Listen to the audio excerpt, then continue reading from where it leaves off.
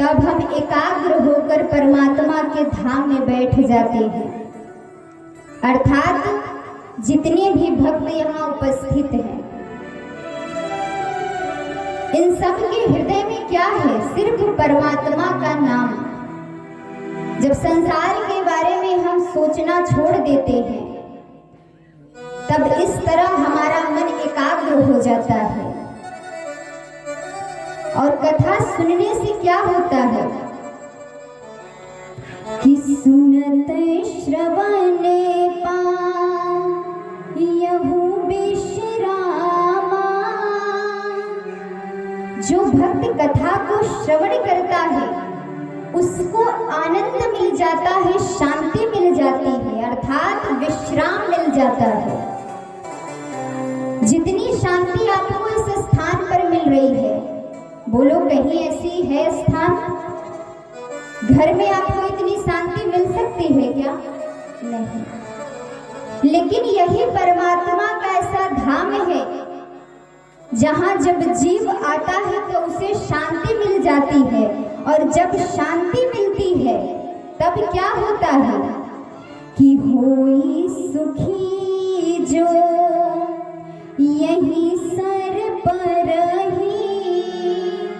अर्थात जीवन में सुख मिल जाता है। जब शांति हृदय में आएगी तो सुख प्राप्त होगा, और जिसके जीवन में सुख मिल गया तो उसे सब कुछ प्राप्त हो गया। बोलो सुख किसे नहीं चाहिए? हर किसी को चाहिए। अगर हम आपसे कह दें कि आपको बहुत दुख मिले जीवन में, तो आपको कितना क्रोध आएगा? आपको क्योंकि दुख से कोई प्रेम नहीं है, कोई लगाव नहीं है, आपको सुख से प्रेम है। और अगर सुख मिलेगा तो कहाँ मिलेगा? परिवार में नहीं मिलेगा। परिवार का जो सुख है वो क्षण मात्र का है। आप संसार में रहते हो, दुनिया की चकाचौंध में आप रहते हो, शहर में रहते हो, गांव में रहते हो, लेकिन फिर भी एक कारण आ जाता है, आप बहुत जल्दी बोर हो जाते हो। बोलते हो ना कि हमें भैया बड़ा बोर होता है घर में बैठकर। शहर में चले जाओ, कहीं भी घूमने चले जाओ, लेकिन जिंदगी जब बोर हो जाती है तो क्या बचता है? कुछ भी नहीं। लेकिन जरा विचार करिए, आप तो हर स्थान पर रहते हो, धन है, सब कुछ है, लेकिन फिर भी कहते हो कि हम बोर हो जाते हैं, जीवन से हार जाते हैं। लेकिन जो पहाड़ों के नीचे रहते हैं, जो तपस्या कर रहे हैं, जो अकेले रहते हैं, ऐसे ऋषि मुनि, उनके पास कुछ भी नहीं है। बोलो जितना धन दौलत परिवार संतान पत्नी आपके पास है, दुनिया की हर पूंजी आपके पास है, आप जितना चाहो उतना कमा सकते हो, जो चीज चाहते हो वो चीज प्राप्त कर लेते हो, सब कुछ मिल जाता है। लेकिन जो अकेले तपस्या कर रहे हैं पहाड़ों के नीचे बैठकर, उनके पास क्या है? कभी विचार किए हो? कुछ भी नहीं है, लेकिन फिर भी वो प्रसन्न है, खुश है। जब आप उनका दर्शन करने जाओगे तो आप देखते हो, साधु संत ऋषि मुनि के मुख को देखो, हर पल उनके मुख पर तेज रहता है, चमक रहता है, प्रसन्न रहते हैं और परमात्मा का नाम लेते रहते हैं। क्यों? क्योंकि आप अभी भी संसार में डूबे हो, संसार की माया मोह में आप डूबे हो, इसलिए आपको शांति नहीं मिल रही है। लेकिन वो जो ऋषि मुनि हैं, उन्होंने अपने अंदर के परमात्मा को पहचान लिया, अर्थात सबसे बड़ा धनवान तो वो ऋषि मुनि है, वो संत हैं जिनके पास सबसे बड़ी खजाना है परमात्मा। आपके पास क्या है? कुछ भी नहीं। आप लोगों से कहते हो कि भैया हम बड़े धनवान हैं, बहुत पैसे वाले हैं, लेकिन ऐसे धन का क्या अर्थ है जिसमें परमात्मा ही ना साथ में हो। जब हमारे अंदर विश्वास आ जाएगा परमात्मा के लिए, तो कहते हैं कि मृत्यु के बाद आप जब भगवान के पास जाइए तो आपकी डायरी में, जो भी परमात्मा की डायरी में आपके पाप लिखे हैं, पुण्य लिखे हैं, उसमें से सबसे ज्यादा क्या होना चाहिए? पुण्य होना चाहिए, अच्छे कर्म होने चाहिए। बोलो, अच्छे कर्म आपके कितने हैं? दिन रात आप इन आंखों से क्या देखते हो? संसार को देखते हो, परिवार को देखते हो, और यही देखते देखते उम्र ढल रही है और जीवन में मिला क्या? कुछ भी नहीं। दर बदर भटकते भटकते ये जो शरीर है आपकी, आप कहते हो कि ये हाड़ मांस की बनी शरीर है, इसकी क्या कीमत है? लेकिन सबसे बड़ी कीमत तो आपके शरीर की है। हम शरीर का दुरुपयोग करते हैं, शरीर को आप कीमती नहीं समझते हो, लेकिन आपके शरीर का एक एक अंग इतना कीमती है कि जाकर अपनी आंखों को बाजार में अगर बेच दो तो आपको पता चल जाएगा, और बिकने के बाद आपको और भी पता चल जाएगा। आपके हाथ और पैर हैं तो आप परमात्मा तक जाने के लिए विचार करते हो, समय देखते हो। लोग देखते हैं ना, घड़ी में कितना टाइम हुआ, आधे घंटे इधर उधर हो जाए तब पहुंचे। ऐसा क्यों होता है हमारे साथ कि हम समय पर परमात्मा के धाम में नहीं पहुंच पाते? यही है जो हम बार बार बताते हैं, माया, परिवार। कहते हैं जब सत्संग मिल जाए तो परिवार का त्याग कर दो। जिस परिवार को लेकर बैठे हो आप, ये आपको क्या देगा? असली तो यही परिवार है, परमात्मा। कथा में सर्वप्रथम हनुमान जी आकर के बैठते हैं श्रोता के रूप में। सबको पता है, सब कथा सुनते हो, लेकिन सुनने के बाद भी हम क्या कहते हैं कि चलो वही तो राम कथा है। अरे कितनी बार सुन रखी है, कितने लोगों के मुख से सुनी है। तो क्या रामायण पुरानी हो जाती है आपके लिए? नहीं, रामायण कभी रद्दी नहीं होती, कभी पुरानी नहीं होती है। जिनके मन में ये बात आता है वही लेट से पहुंचते हैं, देर से, कि कथा की वही चरित्र है जो हमने कई बार सुना है।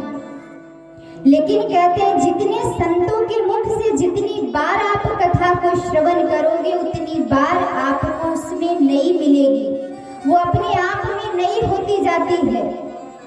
वही कथा है।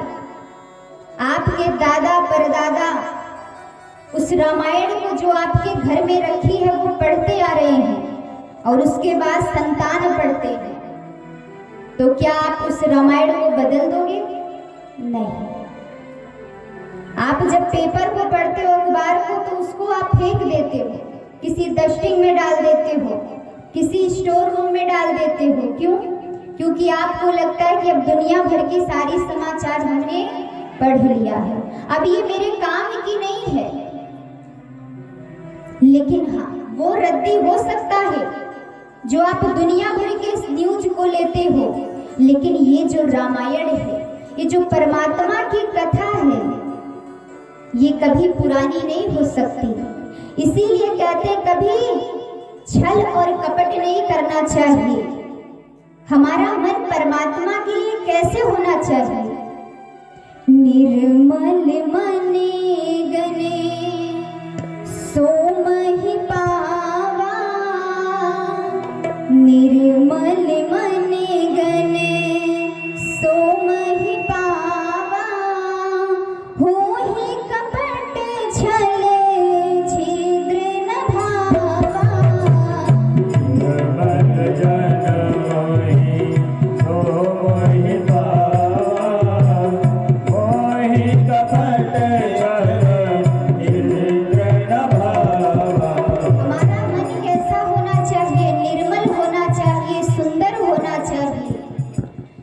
तक आपका मन सुंदर नहीं होगा, निर्मल नहीं होगा, तब तक आप ना भगवान के हो सकते हो, ना भगवान आपको पा सकते हैं। इसीलिए कहते हैं कि हमारी जीवन जो है उसे आप अंधकार की ओर मत लेकर जाइए। अभी जीवन क्या है? अंधकार की ओर आप जा रहे हो, उसे उजाले में लेकर आइए। और उजाले में आप कैसे लेकर आओगे?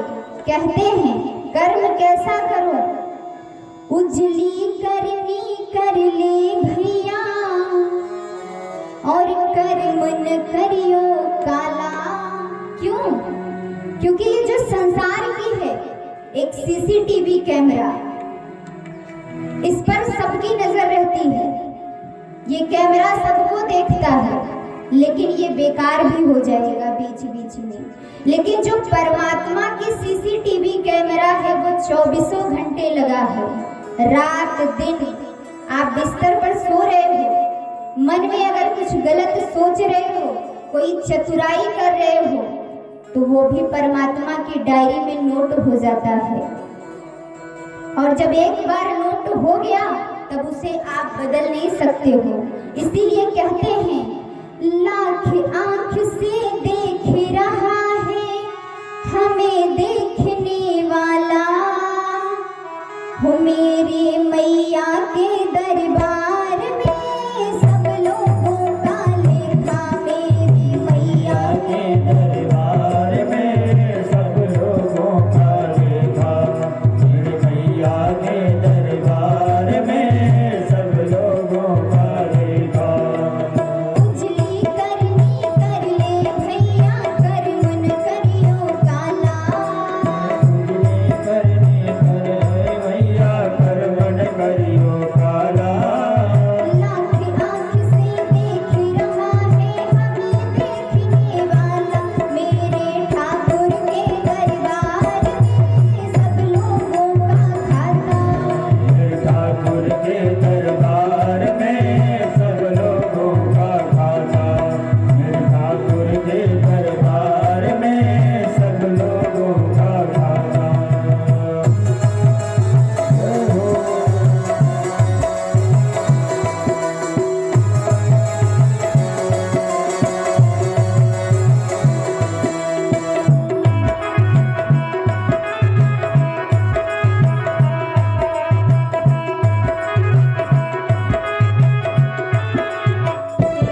और जान लीजिए जैसा आप कर्म करते हो वैसा ही आपको फल मिलेगा। अगर आप ये सोच रहे हो कि थोड़ा सा हमारा कर्म इधर उधर हो गया तो परमात्मा हमें तब भी अच्छा फल देगा, तो ऐसा नहीं हो सकता। आपके किए गए कर्मों के अनुसार ही आपको फल मिलेगा। इसीलिए कहते हैं जिसने जैसा कर्म किया है वैसा ही फल पाता, जिसने जैसा कर्म किया है वैसा ही फल पाता, जिसने जैसा कर्म किया है वैसा ही फल पाता, जिसने जैसा कर्म किया है वैसा ही फल पाता। मेरे माता रानी के दरबार में सब लोगों का खाता, मेरी माता रानी में सब लोगों का खाता, माता रानी के दरबार में सब लोगों का खाता। सभी लोग ताली की स्वागत करते हुए दोनों हाथों से हरि बोल।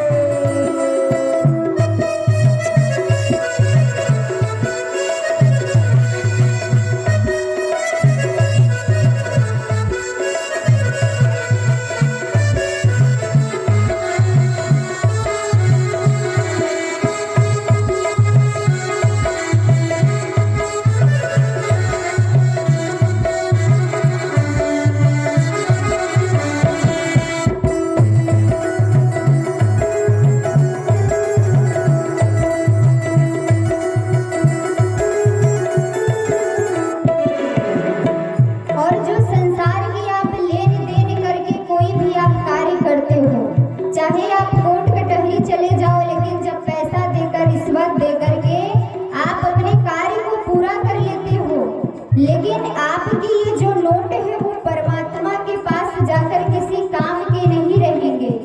इसीलिए कहते हैं कि संसार में आप चालाकी दिखा लो, लेकिन परमात्मा से आप चालाकी नहीं दिखा सकते हो। नहीं चले उसके घर रिश्वत, नहीं चले चालाकी, नहीं चले उसके घर रिश्वत, नहीं चले चालाकी, नहीं चले उसके घर रिश्वत, नहीं चले चालाकी। नहीं चले उसके घर रिश्वत, नहीं चले चालाकी। अजी उनकी अपनी लेन देन की रीत बड़ी है बाकी, लेन देन के रीत बड़ी है